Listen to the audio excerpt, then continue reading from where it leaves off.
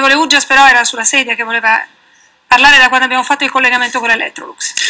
No, il caso Electrolux è di una attenzione esemplare, nel senso che tutta Italia, tutte le fabbriche in crisi, tutte le vertenze stanno guardando al modo in cui si chiuderà questa vertenza, nel senso che è stato anticipato l'intervento del governo, un finanziamento di oneri contributivi e di altro. Siamo tutti curiosi di capire come andrà a finire dal punto di vista della sostenibilità in materia di aiuti alle imprese, perché chiaramente è chiaro che una impresa rispetto ad altre imprese che può essere avvantaggiata dal fatto che vengano defiscalizzate.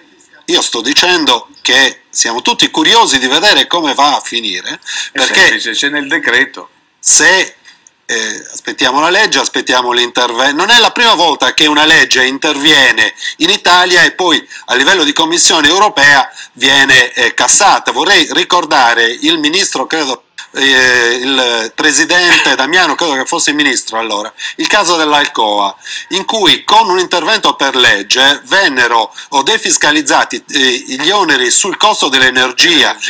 Poi intervenne la Commissione europea che dichiarò quegli aiuti di Stato, condannando Alcoa e l'Italia a recuperare la somma di 300 milioni di euro. Quindi non basta fare una legge per pensare, questo è il nostro limite, pensare che noi facciamo le leggi e poi siamo legibus soluti, cioè non è così, stiamo in un quadro europeo dove ci sono determinate regole che vanno rispettate.